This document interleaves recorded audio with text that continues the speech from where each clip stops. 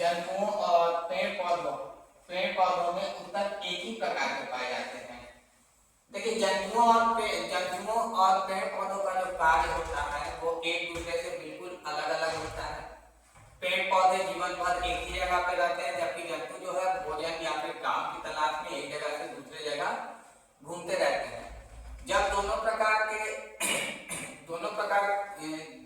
जब जंतुओं और पेड़ पौधों का कार्य बिल्कुल एक दूसरे से अलग है, और हम लोगों ने पहले ही पढ़ा है कि जो ऊतक होते हैं वो कार्य के अनुसार ही अपना उनका आकार पाया जाता है, कार्य के अनुसार ही उनका आकार होता है।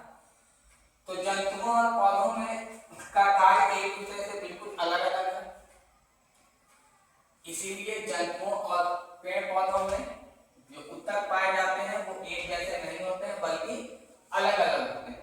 जैसे पौधे जो है जीवन भर स्थिर होते हैं, उनकी शरीर की वृद्धि जो है किसी खास स्थान से ही होती है। जैसे अगर यह एक मान लेते हैं कि यह कोई पौधा है, ठीक है, तो इनकी जो वृद्धि है वो सभी जगह से नहीं हो करके कुछ खास जगहों तक ही सीमित होती है। जैसे इनकी वृद्धि एक तो इनके जड़ से होती है, जड़ में वृद्धि होती है। जड़ जो है पानी की तलाश में नीचे जमीन के नीचे और नीचे चले जाते हैं। दूसरा जो पौधों का तना होता है यहाँ वृद्धि पाई जाती है, मतलब पहले जो पौधे होते हैं वो बहुत पतले पतले होते हैं, फिर जैसे जैसे उनका आकार बढ़ता है उनके तने का आकार भी धीरे धीरे जो है बढ़ता चला जाता है। तो एक तो जड़ में इनकी वृद्धि होती है, दूसरा तनों की चौड़ाई बढ़ती जाती है, और इनके अगर हाइट यानी लंबाई की बात की जाए तो तने के सबसे ऊपरी भाग से जो है इनकी लंबाई बढ़ती है।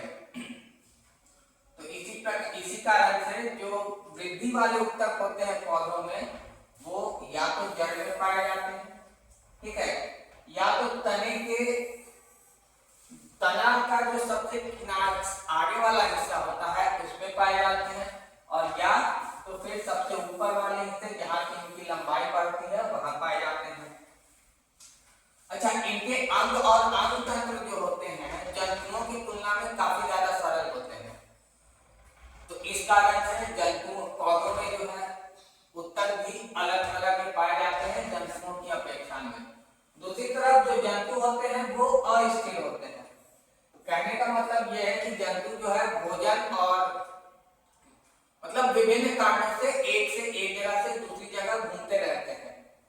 इनकी शरीर की वृद्धि भी एक समान होती है। देखिए यहाँ एक समान का अर्थ यह है कि जंतुओं में कई ऐसे अंग होते हैं जो कि पेयर में यानी कि जोड़ों में पाए जाते हैं, जैसे हमारे हाथ, पैर, ठीक है, आंख, ये सभी जो है जोड़ों में है। तो ऐसा नहीं होता है कि हमारा एक हाथ जो है बहुत ज्यादा लंबा हो गया और दूसरा हाथ छोटा ही रह गया, या पैर का जो आकार है एक पैर बहुत बड़ा हो गया दूसरा पैर जो छोटा हो गया, नहीं, ऐसा नहीं होता है।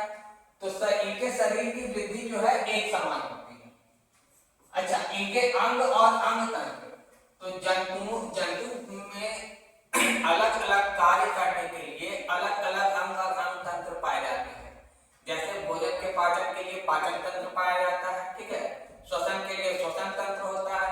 तो इनके अंग और अंग तंत्र भी जो है बहुत जटिल होते हैं। इन्हीं कारणों से जंतु और पेड़ पौधों में पाए जाने वाले ऊतक भी जो है एक प्रकार के नहीं होते हैं। तो जंतुओं और पौधों में जो ऊतक पाए जाते हैं उनमें जो मुख्य अंतर है वो क्या है? तो पादप ऊतक जो होते हैं, देखिए पादपों में बड़ी मात्रा में सहारा प्रदान करने वाले ऊतक होते हैं जो कि मृत कोशिकाओं के बने होते हैं। जब पादप यानी जो पेड़ पौधे होते हैं वो जीवन भर एक ही स्थान पे रहते हैं, वहीं पर जो है उनका आकार भी बढ़ता है।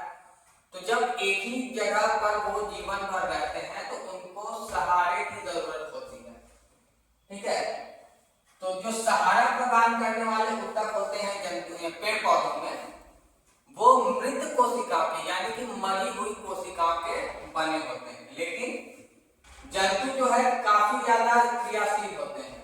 वो भोजन, साथी और आश्रय की खोज में एक जगह से दूसरी जगह घूमते रहते हैं।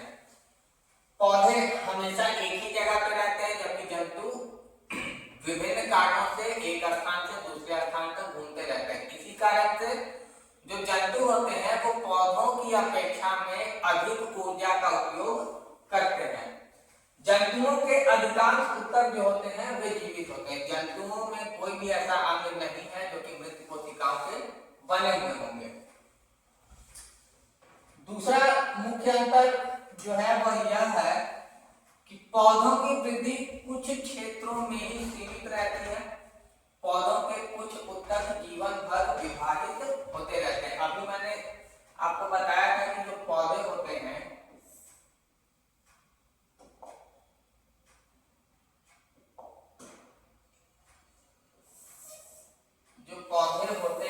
उनमें वृद्धि जो है खास जगहों से ही होती है। ठीक है, जैसे उनकी वृद्धि कहां से होगी, तो एक तो तने वाले हिस्से से उनकी वृद्धि होती है। ठीक है, मतलब तना का जो बाहरी हिस्सा है वहां से उसकी चौड़ाई बढ़ती जाती है। दूसरा, उनके जड़ जो होते हैं वे पानी की तलाश में जमीन के नीचे और नीचे चले जाते हैं। या तो फिर उनके तने का जो सबसे ऊपरी हिस्सा होता है जहां से उनकी लंबाई बढ़ती है। ठीक है, और ये सभी ऐसे क्षेत्र हैं जहां जो ऊतक पाए जाते हैं वो जीवन भर विभाजित होते रहते हैं।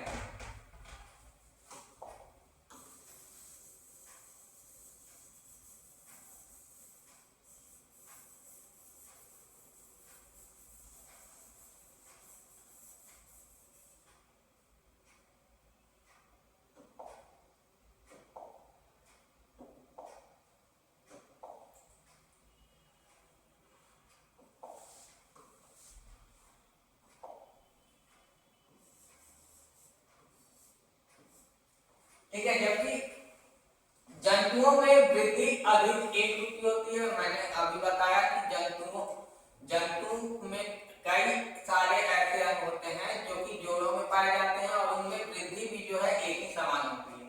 वृद्धि उनमें अलग अलग नहीं होती है। ऐसा नहीं होता है कि उनका जो है जो अंग जोड़ों में पाए जाते हैं, जैसे हाथ, एक हाथ लंबा और एक हाथ छोटा ही रह जाए। अतः जंतुओं में विभाज्य तथा अविभाज्य क्षेत्रों की निश्चित सीमा नहीं होती है। अब जो है हम आगे पढ़ेंगे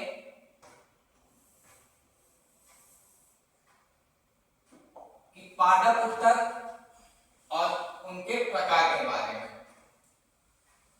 तो ऊतकों की विभाजन क्षमता के आधार पर पौधों में ऊतकों का वर्गीकरण किया गया है। पौधों में जो ऊतक पाए जाते हैं उसको किस आधार पर बांटा गया है, तो उनको जो है विभाजन क्षमता के आधार पर बांटा गया है। पौधों में जो ऊतकों के प्रकार होते हैं वे किस आधार पर होते हैं, तो विभाजन क्षमता के आधार पर ही पौधों में ऊतकों को बांटा गया है। जैसे वृद्धि ऊतक या फिर जिन्हें हम विभाज्य ऊतक भी कहते हैं, और दूसरा अस्थायी ऊतक। यही दो प्रकार के ऊतक जो है पौधों में पाए जाते हैं। पहला विभाज्य ऊतक और दूसरा अस्थायी ऊतक। विभाज्य ऊतक वैसे ऊतक जो जीवन भर विभाजित होते रहते हैं। ठीक है, वृद्धि ऊतक या विभाज्य ऊतक उन्हें कहते हैं जो जीवन भर जो है विभाजित होते रहते हैं, और ये पौधों में कुछ खास हिस्सों में ही पाए जाते हैं। जैसे कि जो जड़ का जो सबसे निचला हिस्सा जड़ का जो होता है वहां विभाज्य ऊतक पाए जाते हैं।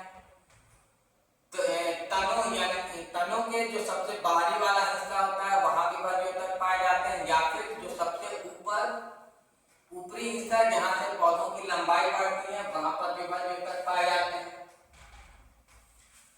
ठीक है, तो देखिए जो वृद्धि जो विभाज्य ऊतक होते हैं, ठीक है, या फिर जिन्हें हम वृद्धि ऊतक भी कहते हैं, इनमें विभाजन जो है हमेशा होता रहता है। इसकी परिभाषा में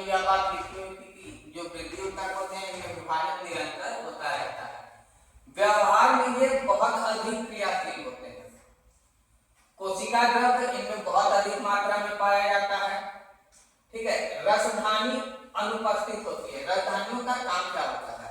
रसधानियों का काम होता है चीजों को संग्रहित करके रखना, ठीक है। लेकिन जो विभाज्योतक होते हैं इनका मुख्य कार्य है विभाजन करना और बहुत जल्दी जल्दी विभाजन करना। तो जल्दी जल्दी अगर विभाजन करना है तो इनमें राजधानी का कोई कार्य नहीं बच जाता है, इसलिए राजधानी जो यहाँ अनुपस्थित होती है। इनकी कोशिका भित्ति काफी ज्यादा पतली होती है, ठीक है। और केंद्रक जो है इसमें काफी ज्यादा स्पष्ट पाए जाते हैं।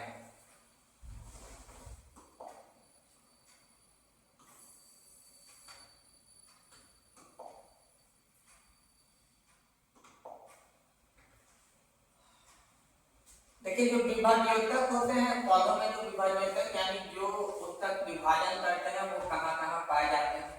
तो सबसे पहले जड़ों का जो सबसे नीचे वाला हिस्सा होता है जहां से जड़ की लंबाई बढ़ती है, या तो फिर पौधों के सबसे ऊपरी हिस्से जहां से उनकी ये पौधों की लंबाई बढ़ती है वहां किस तरह के विभाज्योतक पाए जाते हैं? तो वहां जो है शीर्षस्थ विभाज्योतक पाए जाते हैं, ठीक है। वहां कौन से उत्तक पाए जाते हैं? वहां जो है शीर्षस्थ विभाज्योतक पाए जाते हैं।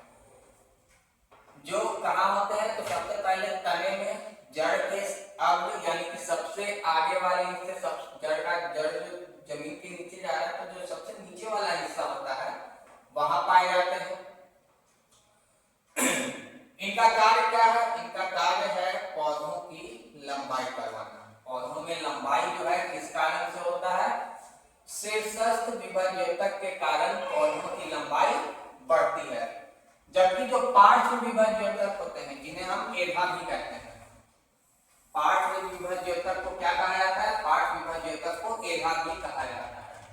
तो ये जो है परिधीय भाग में होते हैं। परिधीय भाग कहने का मतलब जो तना का जो गोलाई वाला हिस्सा है उसके सबसे आगे वाले हिस्से में पार्श्व विभाज्योतक पाए जाते हैं और इनका कार्य होता है पौधों की मोटाई में वृद्धि करना। पौधों की मोटाई में वृद्धि करने का मतलब यह है कि पौधे का जो तना होता है, जब पौधा छोटा होता है तो बिल्कुल पतला होता है, लेकिन जैसे जैसे पौधा बड़ा होते जाता है और पेड़ का रूप ले लेता है तो इनका जो तना का जो साइज है, तना का जो आकार है वह भी पतला से बहुत ज्यादा मोटा हो जाता है। और यह किस कारण से होता है? तो वहां जो है पार्श्व विभाज्योतक पाए जाते हैं जो उनकी चौड़ाई में वृद्धि करते हैं।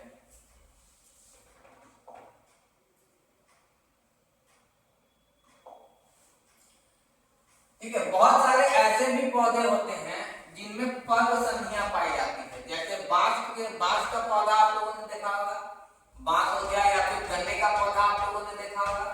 तो गन्ना जो होता है या फिर जो बांस का पौधा होता है उनमें बहुत सारे जोड़ पाए जाते हैं, मतलब कुछ इस तरह के जोड़ जो है वहां पाए जाते हैं। गन्ना ये बांस का जो पौधा होता है नीचे जड़ वाला हिस्सा होता है और जगह जगह पे इनमें जो है गांठें या जोड़ वाला हिस्सा पाया जाता है। इन्हीं को हम क्या कहते हैं? पर्व संधि कहते हैं। क्या कहते हैं? पर्व संधि कहते हैं, ठीक है। क्या कहा जाता है? पर्व संधि, यहीं से जो है उनकी लंबाई बढ़ती है। तो कुछ पौधों में पर्व संधियां पाई जाती हैं और पर्व संधियों में जिस तरह के उत्तक, पर्व संधियों में भी एक तरह का उत्तक पाया जाता है जिन्हें हम क्या कहते हैं? अंतर्वेष्ट विभाज्योतक कहते हैं, ठीक है। कुछ ऐसे पौधे होते हैं जिनमें पर्व संधियां पाई जाती है और वहां जो विभाज्योतक पाए जाते हैं वह कौन से विभाज्योतक होते हैं? वह अंतर्वेष्ट विभाज्योतक होते हैं। इन अंतर्वेष्ट विभाज्योतक का काम क्या होता है? काम होता है इनका उन पौधों में की लंबाई को बढ़ाना।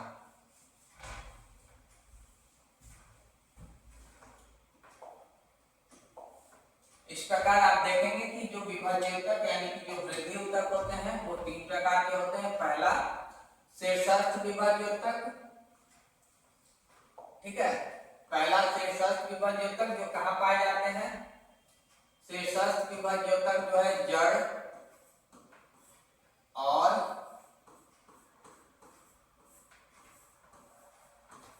तने के ऊपरी हिस्सों में पाए जाते हैं।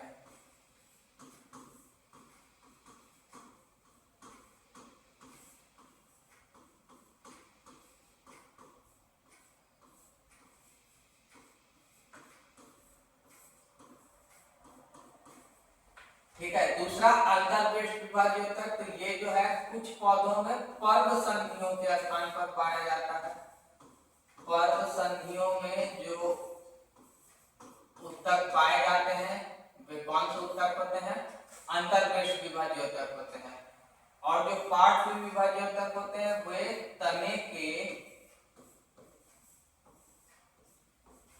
अग्रभाग में पाए जाते हैं।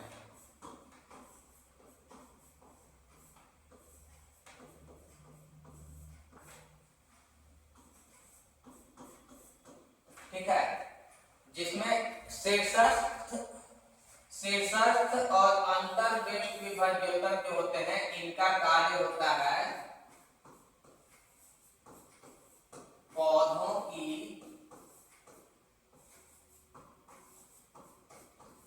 लंबाई बढ़ाना।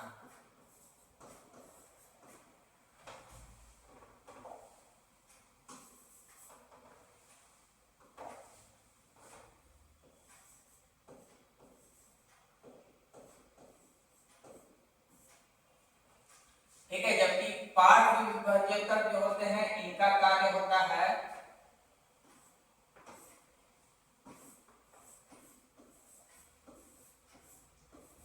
तने की चौड़ाई या फिर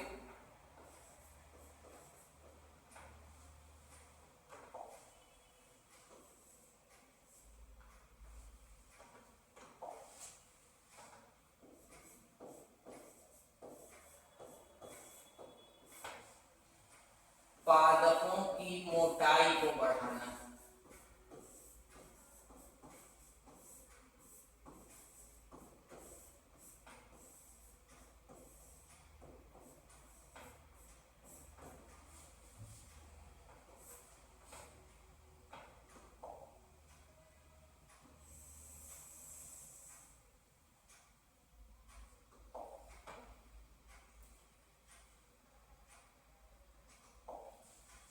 ठीक है, तो देखिए विभाज्योतक की परिभाषा, पौधे में वृद्धि कुछ निश्चित क्षेत्रों में होती है। यह वृद्धि उन क्षेत्रों में विशेष प्रकार के विभाजित होने वाले ऊतकों के द्वारा होती है। इन ऊतकों को हम विभाज्योतक यानी कि मेरिस्टेमेटिक टिश्यू कहते हैं।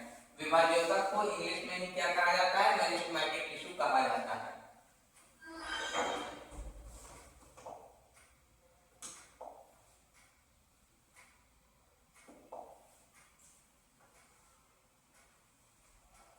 तो विभाज्योतक की कोशिकाएं अत्यधिक क्रियाशील होती है। इनके पास बहुत अधिक कोशिका द्रव्य होती है। इनकी कोशिका भित्ति क्या है, काफी ज्यादा पतली होती है, क्योंकि जो है इनको विभाजन बहुत जल्दी जल्दी करना होता है। इसी कारण से इनकी कोशिका भित्ति भी जो है बहुत पतली होती है। इनके केंद्रक स्पष्ट होते हैं।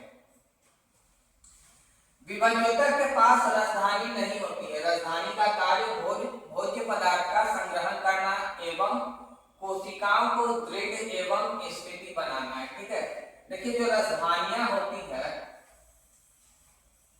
राजधानियों का कार्य क्या होता है, राजधानियों का कार्य होता है भोज्य पदार्थ का संग्रहण करना एवं कोशिका को दृढ़ बनाना।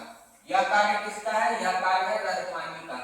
लेकिन जो विभाज्योतक होते हैं इन्हें बहुत जल्दी जल्दी विभाजन करना होता है। ये काफी ज्यादा सक्रिय होते हैं, इसीलिए इनमें भोज्य पदार्थों के संग्रहण की आवश्यकता नहीं होती है। साथ ही उच्च विभाजन हो, इस कारण कोशिका भित्ति का पतला होना भी क्या है, आवश्यक होता है।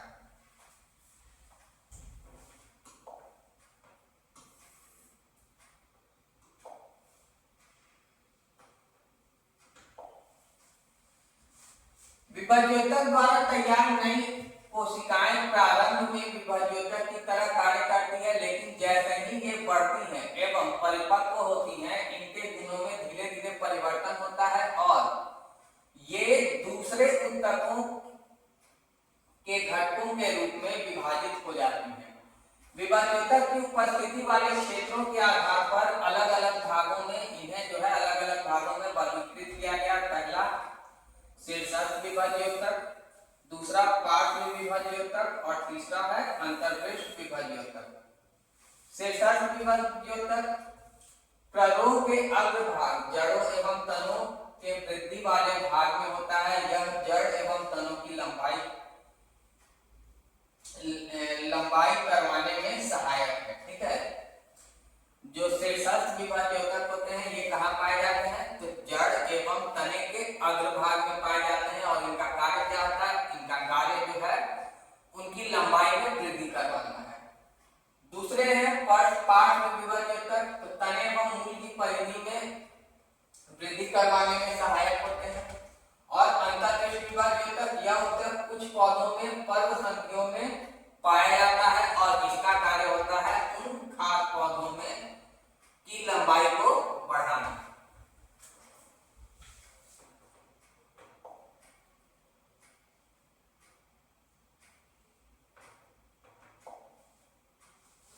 तो आज जो है हमने पढ़ा कि ये पौधों में विभिन्न प्रकार के ऊतक पाए जाते हैं, उसमें विभाज्योतक